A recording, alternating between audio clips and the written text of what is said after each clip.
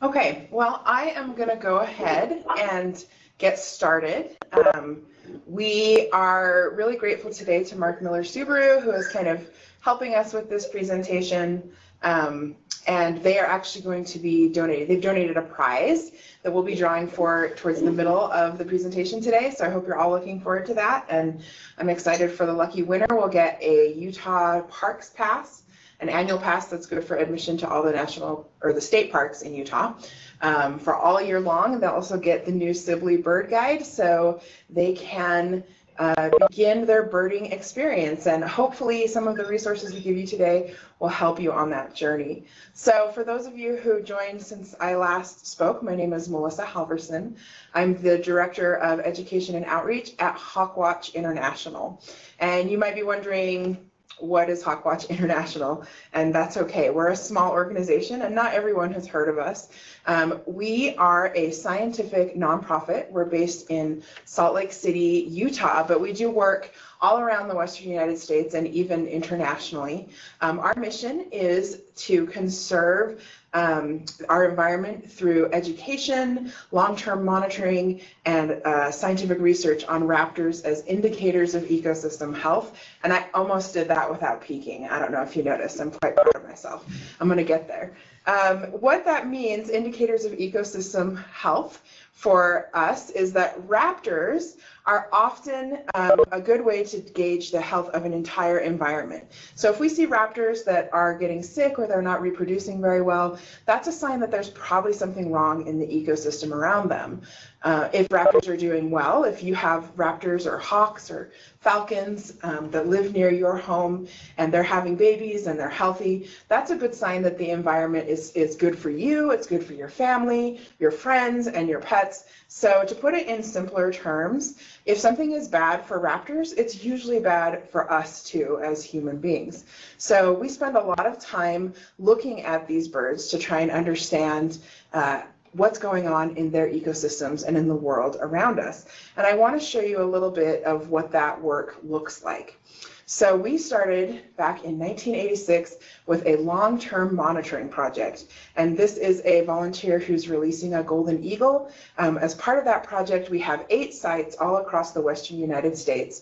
And every fall, we have volunteers and employees that go to those sites and they get their binoculars out and they count every raptor that they see flying over. And just in case there's some people who are newbies, raptors or birds of prey include birds like hawks, eagles, owls, falcons, vultures, and then there's a few others in there that are less commonly known. But those groups of birds, birds of prey that hunt with their feet and have sharp beaks and good eyesight, they all tend to follow the same mountain ridges as they migrate south for the winter. So we count these raptor migrations, and it may not sound very exciting to some people. To some people, it's really exciting. But they count these raptor migrations, and then we use that data to inform decisions about what we want to do and study next. And we'll talk a little bit later about why long-term monitoring is so important and helpful. Another thing we do is a lot of community science. We have volunteers who help us collect data for a lot of our different projects. And today we're going to talk specifically about the Kestrel project. But we have multiple projects, and if you like birds or if you're interested in volunteering, I'll give you some information about how to learn more about these projects towards the end of the presentation. But here we have a student who was participating in our forest owl project. She's holding a little tiny baby owl, and as part of that project, they're looking at nest cavities for the smallest species of owl in North America. And they band those babies and they monitor them, and they do that year over year, again, to get that data that we're looking for. You're going to hear me talk about data a lot today because it's really important for good science. We're called Hawkwatch International for a reason. We have an international program. This is Evan Buckley, our lead of that program, and he has put a transmitter on a vulture. He's doing work with vultures and eagles in Africa, and that work happens in South Africa and in Ethiopia. And we are tracking those populations because, again, that's a place where we're seeing some changes in raptor populations, especially in vultures in Africa. There's been a dramatic decline in those birds. So we want to find out what's going on. So we're studying those. And then there's my world, which is the education piece of our mission. We have some birds, we call them raptor ambassadors. I'm actually going to introduce you to one later today. And these birds go out to classrooms and schools and community centers, libraries, and they help teach people about raptors and why they're so important. So that's kind of what our work at Hawkwatch looks like. But today I want to talk to you about a very specific raptor, the American kestrel. Now these guys are pretty common around here. You might have seen them. And even if you're not a birder, I bet you've seen one and you may not have even realized you were looking at a bird of prey. They're pretty small. They're kind of the size of an American robin is what I would think they're closest to. And they live near people a lot of the time, and they really like open space. So the place I see them a lot is along the sides of the road where there's those stretches of road that are really grassy and there's lots of tall grass. That's a good place for the prey items that these kestrels like to eat. And those prey items can be everything from insects. The kestrel in this picture has an insect in its talons, but it also eats small rodents. They've even been seen eating reptiles and other birds. So they're a generalist. They can eat lots of different things. And these guys like to nest in holes or cavities. So if you think about like a woodpecker makes a hole in a tree, right? That would be a primary cavity nester. That means they can make their own home in that tree. They can create the hole. But kestrels are secondary cavity nesters. So you can see this little kestrel's beak is not designed for drilling a hole into a tree. So he has to find a hole that already exists in order to make a nest in it. And that can either be a hole that another animal made, or that is kind of rotted out from inside of a tree, or it can be a nest box. And we'll talk about those in just a minute as well. So one of the things that we have seen in all those migration counts that we've done is a decrease in the number of these kestrels.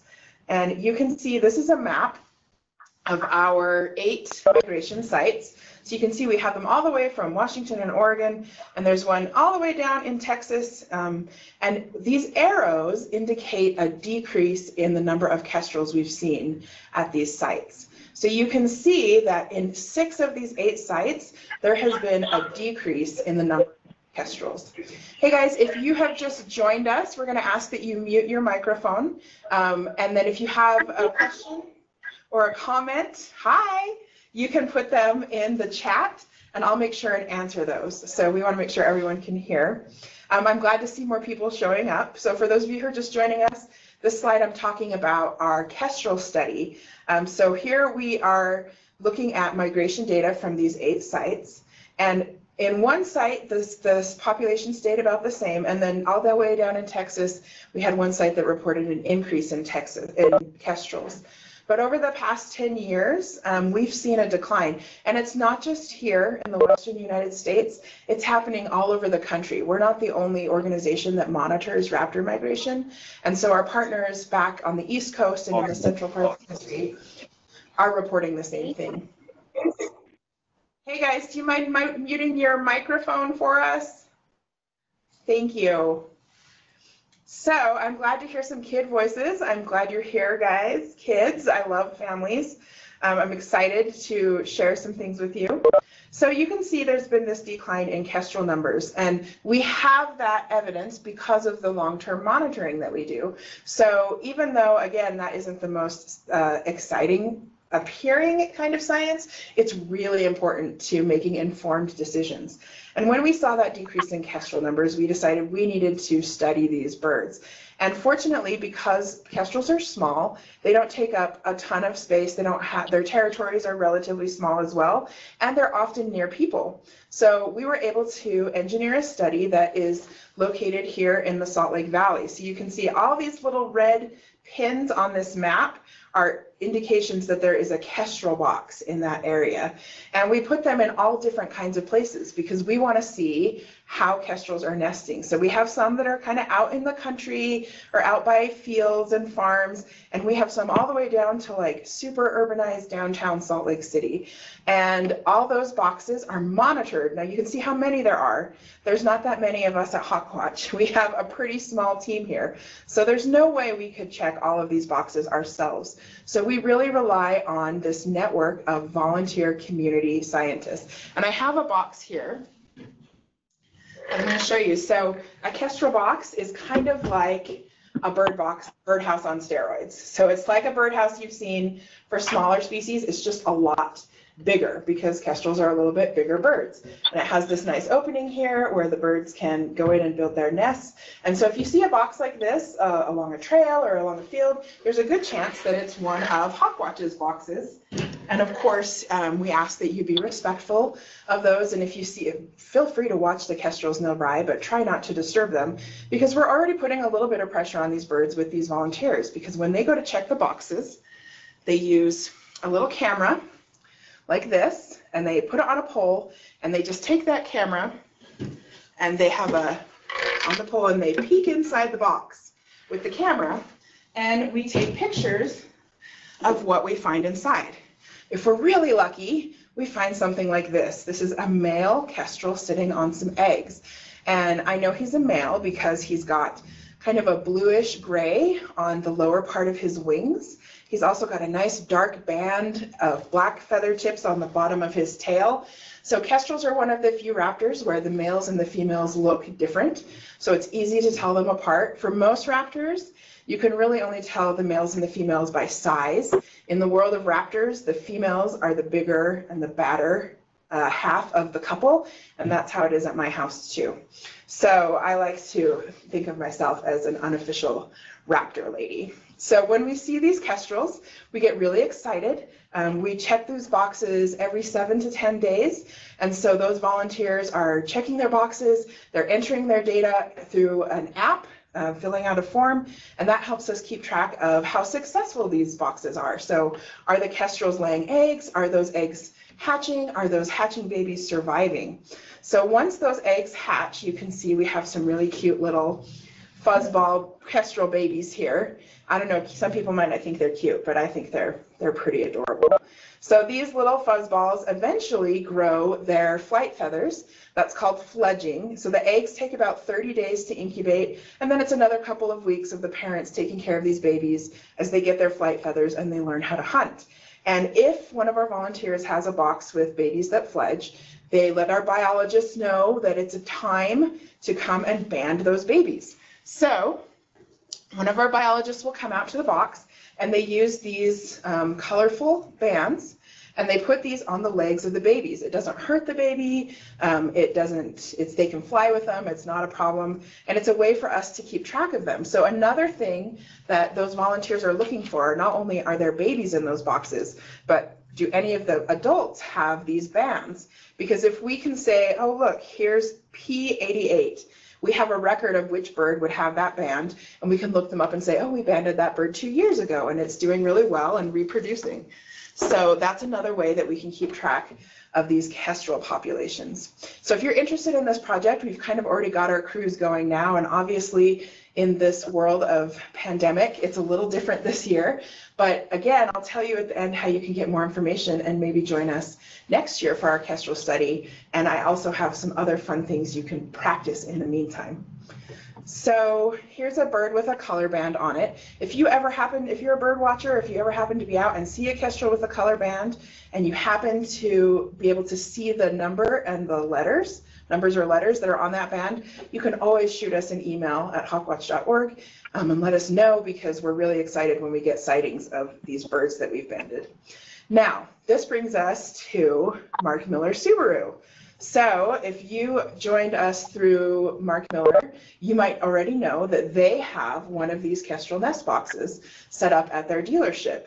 And it is occupied this year, which is really exciting. But if you look at these two pictures, the eggs on the right, that are kind of an orangish color, those are kestrel eggs. And you can see the eggs that are in the nest box at Mark Miller. They are not orange. They are a beautiful sky blue. So these eggs do not belong to a kestrel. So let's find out who they belong to.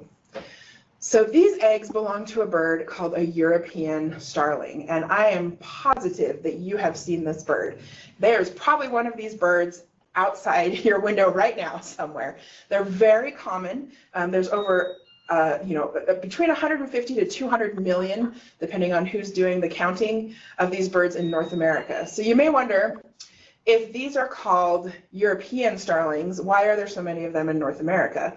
Well, starlings have a really interesting origin in this country. There was a very well-intentioned group of people in the 1890s that lived in New York, and they thought, wouldn't it be wonderful if we could see all the birds that Shakespeare mentions in his play while walking through Central Park?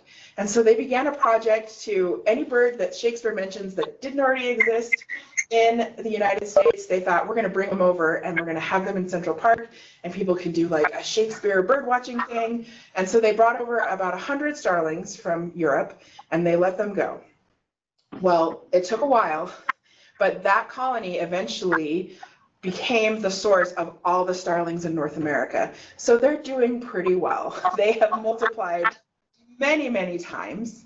And you can see by those numbers in the hundreds of millions that even though genetically they're all very similar, they don't have a lot of genetic diversity, it doesn't seem to be hurting them at all. Now, if you look at the other information about this starling, they prefer open habitats like grasslands, they often live near humans, they eat lots of different things, they're generalists, and they're also secondary cavity nesters. You might notice, that might seem familiar, right? They have the same needs and tendencies as kestrels. Hey, just a reminder, everyone, if you're just joining us, make sure you mute your microphones so that everyone can hear. If you have a question, feel free to put them in the chat here. All right, so we have these starlings that are using the kestrel nest boxes. I want to show you one other picture of starlings. Something that's interesting is starlings in the summertime, they tend to disperse and they find those cavities to nest in. And then in the fall and winter, they gather together in these huge flocks. So this is called a murmuration. And they almost, when they all fly together in the sky, it almost looks like a school of fish. They all fly and wheel around at the same time. And one of the most exciting things you can see is a raptor hunting those starlings and how that huge flock reacts to that predator. You may be wondering, why are we tolerating these starlings in the nest boxes? If we know kestrels are declining and we know there's hundreds of millions of starlings, why aren't we taking out those starling eggs and leaving that nest box for kestrels? You know, that's a really good question. And the answer is, if we start trying to solve the kestrel problem before we really understand it, there's a chance we could actually make it worse. There's a lot of times in history where people have noticed an imbalance in nature and they have tried to solve it with human intervention, and things have not gone very well when we do that. So right now what we're doing with our kestrel survey is we're conducting a baseline survey. That means we just want to get a picture of how conditions are right now. So we're not messing with those starlings because we need to understand how that competition is impacting kestrels, or if it's impacting kestrels. It may be in the end that starlings aren't the cause of this decline. And so before we start deciding how to help the kestrel population recover, we want to make sure we fully and truly understand the source of the decline. And it may be that there's many factors involved. So ultimately, once we've done this long-term study for several years, and we have a really good picture of what's going on with the kestrels, and not only have we done it here in Utah, but we've used this model and sent it out to other places around the country so they can do it too and get similar results. Once we have that information, then we can start designing solutions to the problem. So this is something that scientists often do, and it can be hard sometimes to feel like we're not acting fast enough, but if we act without enough information, we could actually make the problem a lot worse. So that's why our starlings are staying in Blue's nest box. I'm actually going to go back here and see if this works. They actually have a live webcam for this next nest box, and it might not work for me. But if you're interested, you can go to the, oh, here it goes. You can go to the website that was listed on that thing, and I'm sure when we can send out a follow-up email. So this is live right now. You can see the Starling is in there with her babies, or his babies, I'm not sure which. So you can watch this live, which I think is really, really cool. So there's an opportunity for you to see what's going on and how this mama bird takes care of her babies. So let's go back to our thing here. So starlings and kestrels, we're still studying what's going on with them, and this baseline survey that we're conducting is going to take a long, long time. But we wanted to give you an experience similar to what our scientists do in a way that's a little more condensed and controlled. So we have a new kind of activity to introduce to you today. But before we do that, I think it is time to do our prize drawing. So thanks to Mark Miller, who has kind of sponsored this webinar for us today. They are going to give a state parks pass and a bird guide, a Sibley bird guide, to one person who is in the call. So my friend Nicole, who also works for Hawkwatch, is looking at the list right now, and she's going to randomly find a way to randomly select one person. So Nicole, I don't know if you want to announce it for us, or if you just want to put it in the chat, but we're going to do a drum roll and get that drawing going. Yes, this is Nicole, everyone. Hi there. We're going to just check and see who is in our participant list, and we will randomly be picking someone in just a minute if you want to fill a few seconds of time, Melissa. I'm great at filling time. So we'll come back to that in a minute. So let's talk about... Looks like we actually, oh, sorry about that. It looks like we actually have our name. I was just conferring with our friend Joseph at Mark Miller Subaru. And it looks like our winner today is Tito Livas. So what I'll be doing is I will message you, Tito. We'll get some information from you, and we'll coordinate getting you your prize. Great, thank you, Joseph and Nicole, and I hope that you guys will stick with me for the next part of it, even if you didn't win the prize, because this is something I'm really excited about. So we're all kind of stuck at home right now. It's a little bit up in the air about how long that's going to last, and I know if you're like me and you have kids, they are either they're going crazy or you're going crazy. So we wanted to provide you with an activity that you could do with either by yourself or with your family or with your neighbors from a safe distance, and we're calling it Backyard Scientists. So the thing that I just mentioned to you about, we do a long-term study, and then we engineer solutions based on the data we collect, and then we survey again to see if our solution is working. So that's kind of what this program is all about. We've kind of condensed that process down, and so it takes about a month. So it's still a long project for something that you're just doing for fun, but it is much shorter than a scientific study that would be done on a large scale, like our Kestrel boxes. So in this study, or in this activity, you are going to start by conducting a baseline survey. And remember, we talked about that baseline survey is just seeing how things are right now, not making any changes or interventions. We're just gonna look and see what's happening around us.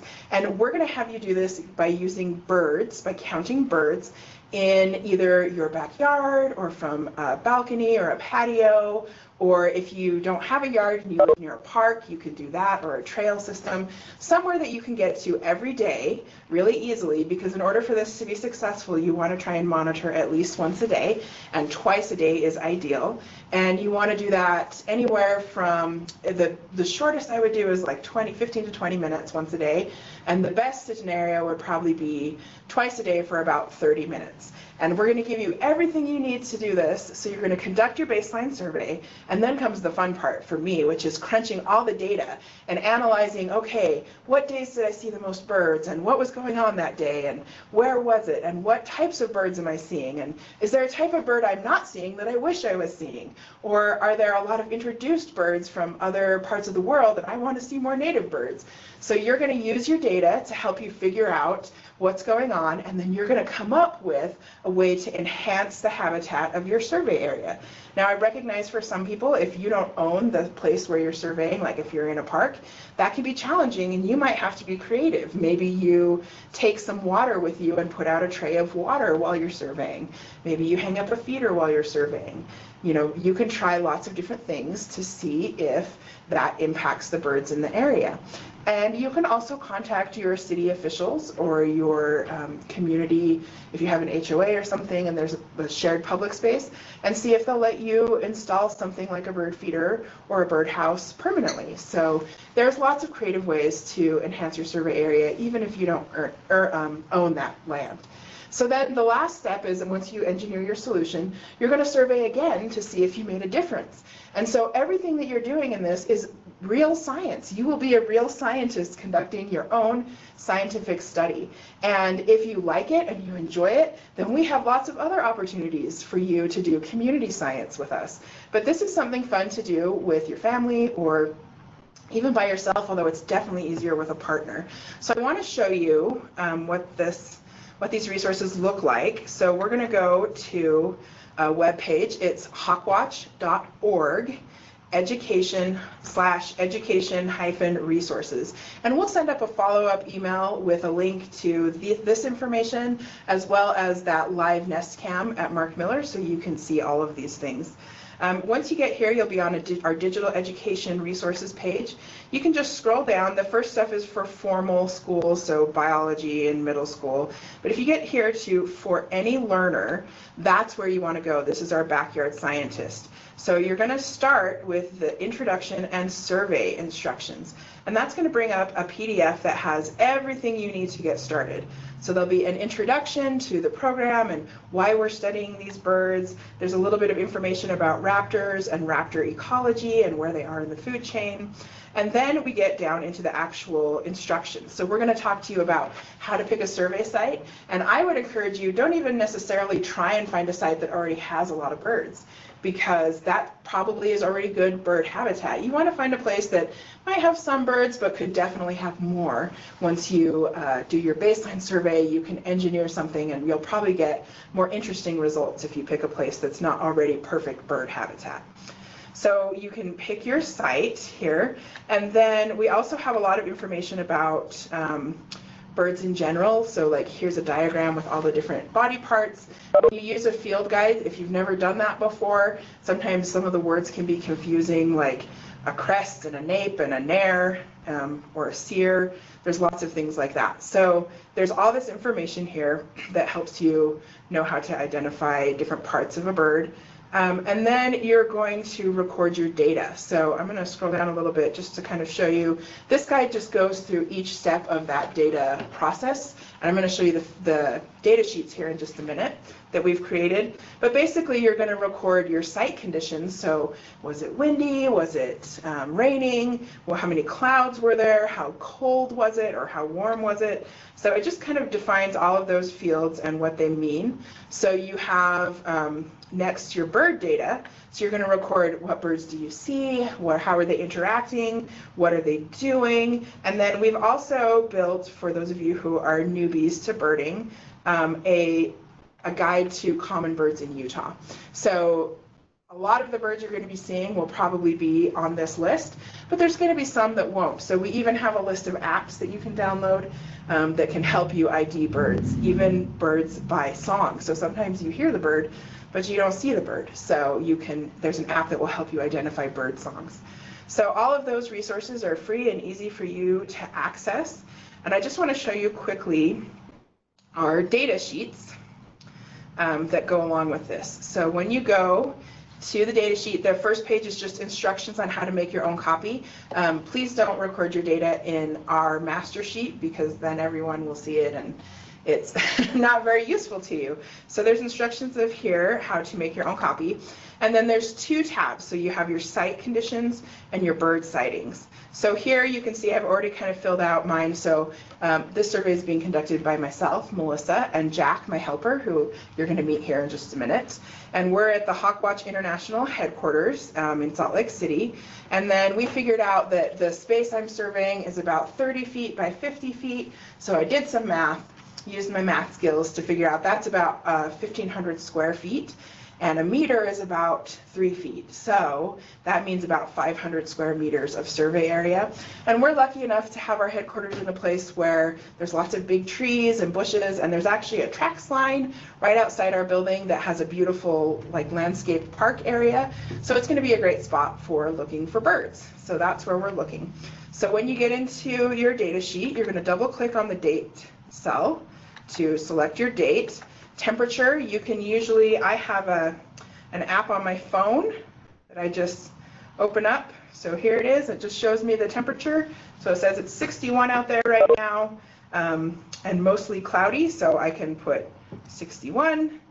And cloud cover, I was out there earlier, it looks like it was about 50 to 90%. So there's these little drop-down lists, so it makes it really easy to pick. And I think there was some light rain when I was out earlier. It might not be at the moment. And then windy, it just seemed like a mild breeze. So there it is. That's really simple. And each time I survey, if I'm going to do it twice a day, I will have 2 entries per day. So there's 28 rows in this sheet where you can record this data really easily. So then we go to our bird sightings. So now, once I've recorded my site data, I'm going to start my timer and do my survey for 20 or 30 minutes. Again, I'm going to enter the date. This is how you're going to correlate your bird sightings with your site information, is by date. So it's important to make sure you record the date on both of them. So if I was going to start right now, it's 12:33. And then on the species dropdown, all those species that we listed for you in the bird guide are on this list. So you can pick one of those if you see it, or if it's a bird that's not on that list, you can click other, and next door to it you can write, I saw a red-tailed hawk. And then where did I see it? Was it on the ground? Was it just a little bit off the ground? Was it high up on a pole or a tree or a building? Or was it flying? So we'll say it was flying. Was it making any noise? I'm going to say no. Now interactions, we have some kind of big words here. Interspecific means that this bird is interacting with another species. That could be another bird, it could be a prey item like an insect, but it's interacting with another species. Intraspecific here means that it's interacting with birds of the same species, so the same kind of bird. Or none, if it's just kind of by itself, we can put none. And then behavior, what was it doing? So there's lots of different options here, and all of those are defined in that PDF that has the survey instructions. And then there's a place for your notes if you notice anything different or unique, or if you say, you know what, there was a cat in the area I noticed this day, and that might be useful later when figuring out why there were lower bird numbers on that day. So you can see this is really easy to use. We encourage all of you to go and try it. Once you've done your 2-week survey, there'll be another PDF guide on that same website called Habitat Heroes, and that will guide you through the process of analyzing your data, engineering a solution, and deciding what you want to try and achieve. If you want to try and bring in more numbers of birds or more kinds of birds or a specific kind of bird, you'll have instructions that will help you figure out how to do that. We're not going to tell you exactly what to do, because part of being a scientist is coming up with your own ideas and testing them. And then you're going to repeat this 2-week survey and see if your efforts make any difference. So it's kind of a cool activity. I'm very excited to see if people use it, and I'm really interested in your feedback. So when we send out the email with all the links and things in it, it will give you a chance to ask any questions or share feedback with us and let us know, what's working and what's not working.